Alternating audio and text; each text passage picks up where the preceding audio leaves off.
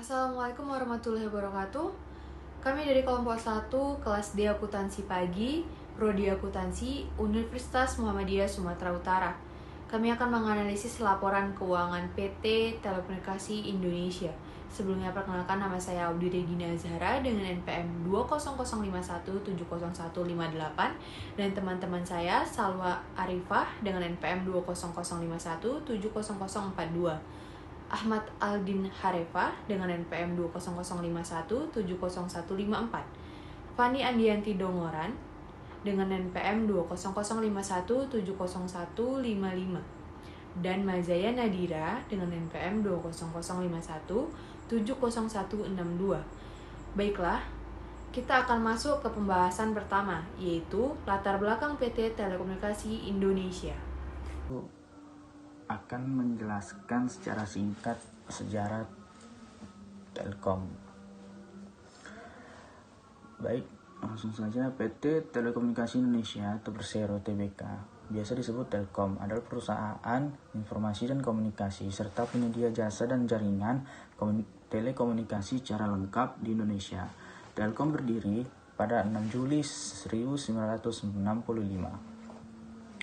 Telkom juga pernah beberapa kali mengganti nama menjadi pertama perusahaan negara telekomunikasi senggang waktu 1965 sampai 1974. Kemudian perusahaan umum telekomunikasi atau Perumtel 1974 sampai 1991, dan kemudian yang terakhir PT Telekomunikasi Indonesia Persero 1991 hingga 2021. Telkom mengklaim sebagai perusahaan telekomunikasi terbesar di Indonesia dengan jumlah pelanggan telepon tetap sebanyak 15 juta dan pelanggan telepon seluler sebanyak 104 juta.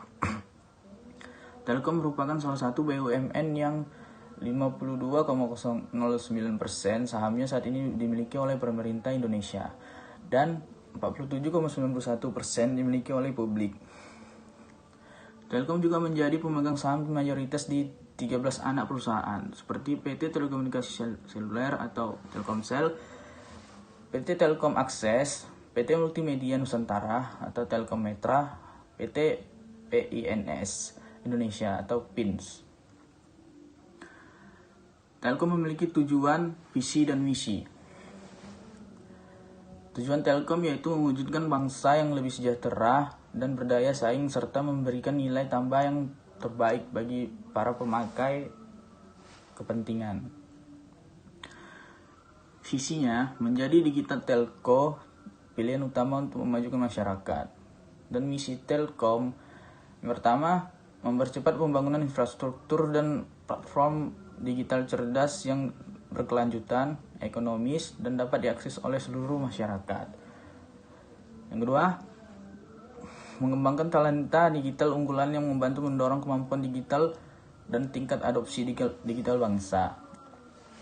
Analisis laporan keuangan merupakan suatu teknik yang digunakan untuk melakukan pemeriksaan menyeluruh terhadap laporan keuangan. Umumnya, analisis ini digunakan oleh perusahaan dalam memeriksa seluruh jenis laporan keuangan secara berkala. Laporan keuangan perusahaan menganalisis 4 aktivitas utama perusahaan, yaitu bisnis, pendanaan, investasi, dan operasi. Di sini ditampilkan laporan keuangan PT Telekomunikasi Indonesia tahun 2020 dan 2021. Namun, kami hanya akan membahas tahun 2021-nya saja. Dapat dilihat laporan keuangannya terdiri dari laporan posisi keuangan yang mencakup aset, liabilitas, dan ekuitas, dan laporan laba rugi yang mencakup pendapatan dan laba. Ada juga laporan perubahan ekuitas serta laporan arus kas. Aktivitas bisnis perusahaan adalah mencari sumber dana atau pembiayaan, kemudian menginvestasikan dana tersebut ke suatu proyek jangka panjang dan mengelola operasional harian. Aktivitas pendanaan. Aktivitas pendanaan adalah aktivitas penerimaan dan pengeluaran kas yang berhubungan dengan pemberian piutang jangka panjang atau pelunasan hutang jangka panjang. yang mengakibatkan perubahan dalam jumlah dan komposisi piutang jangka panjang dan hutang jangka panjang. Di mana dalam analisis aktivitas pendanaan ini terdapat debt to equity, yang dimana menunjukkan bahwa perusahaan mempunyai nilai hutang yang nilainya pada tahun 2021 sebesar 90,63%, yang didapat dengan menggunakan rumus debt to equity sama dengan total hutang per total modal dikali 100%. Itu artinya perusahaan memiliki ekuitas dalam menggunakan hutang sebesar 90,63%. Maka dapat dikatakan bahwa kondisi perusahaan masuk dalam kategori sehat. Kemudian adalah dividen payout ratio, yang merupakan tingkat pembiayaan dividen. Tingkat pembiayaan dividen Telkom pada tahun 2021 sebesar 88,03%, yang didapat dengan menggunakan rumus dividen payout ratio sama dengan dividen per laba bersih dikali 100%. Itu artinya semakin tinggi rasio pembayaran dividen atau dividen payout ratio akan menguntungkan untuk pihak investor, tetapi tidak berlaku untuk perusahaan karena akan memperlemah keuangan perusahaan. Tetapi sebaliknya, jika semakin rendah dividen payout ratio akan memperkuat keuangan perusahaan dan akan merugikan para investor. Dividen payout ratio idealnya berada pada angka 30% sampai 40%. Aktivitas investasi. Aktivitas investasi adalah perolehan dan pelepasan aktiva jangka panjang serta investasi lain yang tidak termasuk setara kas. Di mana dalam analisis aktivitas investasi terdapat return on asset yang menghasilkan rasio sebesar 12,24% yang didapat dengan menggunakan rumus ROA sama dengan laba bersih dibagi jumlah aset dikali 100%. Artinya kondisi perusahaan tergolong seharga karena kemampuan mendapatkan laba bersih semakin tinggi dibandingkan aktiva perusahaan yang digunakan. Sedangkan return on equity-nya menghasilkan rasio sebesar 23,34% yang didapat dengan menggunakan rumus ROE sama dengan laba bersih dibagi jumlah ekuitas dikali 100%, yang artinya perusahaan mampu mengelola modal yang sudah diinvestasikan pemegang saham dan mampu menghasilkan laba ROA dan ROE tergolong lumayan besar sehingga dapat disimpulkan bahwa Telkom mampu mengelola modal dengan baik. Analisis profitabilitas return on net operating asset atau RNOA menghasilkan jumlah 23,34% dengan menggunakan rumus RNOA sama dengan laba bersih dibagi aset bersih dikali 100%, yang berarti nilai ini termasuk bagus karena di atas 20% sehingga perusahaan mampu menggunakan asetnya secara efisien dan dapat mengendalikan biaya.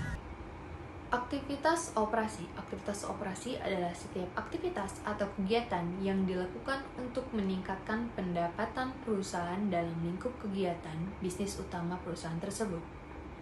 Dalam aktivitas operasi, terdapat quick ratio yang memiliki jumlah sebesar 0,8751 dengan menggunakan rumus QR sama dengan aset lancar dikurang persediaan dibagi hutang lancar. Maka artinya perusahaan belum mampu menunaikan atau membayar hutang lancar dalam satu siklus operasional tertentu. Selanjutnya adalah operating profit margin yang memiliki jumlah sebesar 1,2866 yang didapat dengan menggunakan rumus OPM sama dengan laba sebelum pajak dibagi laba bersih. Kemudian ada free cash flow yang memiliki jumlah sebesar 2,2667 yang didapat dengan menggunakan rumus FCF sama dengan arus kas dari kegiatan operasi dibagi pengeluaran modal. Maka dapat diartikan keuangan perusahaan dalam kondisi yang baik. Jadi, dapat ditarik kesimpulan berdasarkan hasil analisis laporan keuangan dengan menggunakan analisis aktivitas pendanaan, investasi, dan operasi secara keseluruhan dapat dikatakan cukup baik. Walaupun terdapat rasio yang masih dapat ditingkatkan lagi seperti quick ratio. Sekian analisis laporan keuangan PT Telekomunikasi Indonesia dari kelompok kami. Mohon maaf apabila ada kesalahan penyampaian dalam presentasi kami. Wassalamualaikum warahmatullahi wabarakatuh.